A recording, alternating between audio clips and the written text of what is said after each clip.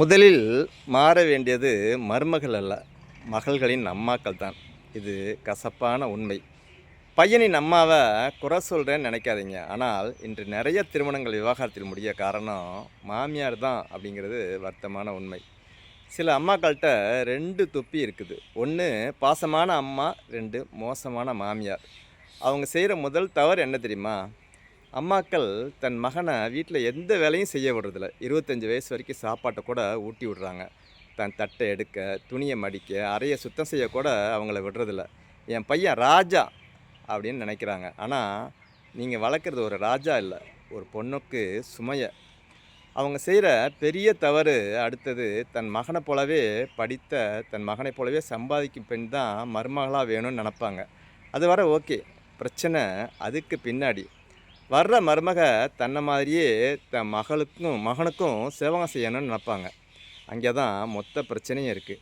அது எப்படி சாத்தியம்? நீங்கள் உங்கள் மகனுக்கு செய்வது 25 வருட பாசத்தினால், அன்பினால். வர்ற மருமகளுக்கு எல்லாமே புதுசு.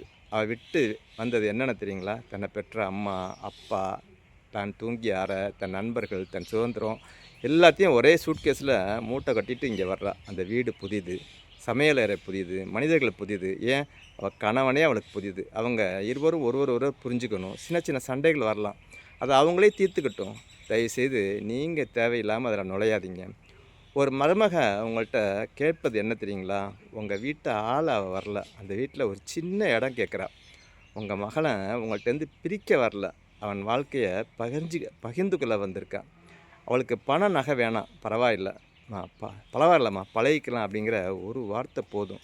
மாமியார்களே, உங்கள் ஈகோவை மருமகளிடம் காட்டினால் அவ்வளோதான். அந்த கால பெண்கள் வேறு வழி இல்லாமல் அழுதுகிட்டே வாழ்ந்தாங்க. இப்போ அப்படி இல்லை. இப்போ உள்ள பெண்கள் படித்தவர்கள், தைரியமானவர்கள். நிம்மதி இல்லாத வாழ்க்கையை விட விவாகரத்து மேல்னு நினைக்கிறாங்க.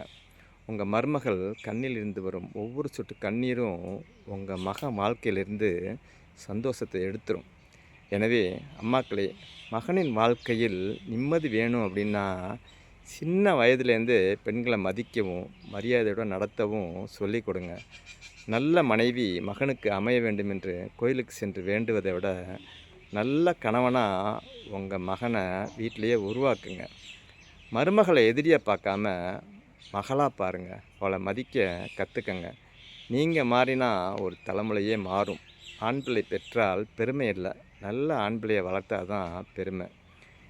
நீங்கள் மருமகளை ஜெயிக்க நினைத்தா உங்கள் மகனை தோற்கடிச்சிடுவீங்க. நீங்கள் மருமகளை மதித்தா உங்கள் மகன் திருமண வாழ்க்கையில் மகிழ்ச்சியாக இருப்பான்.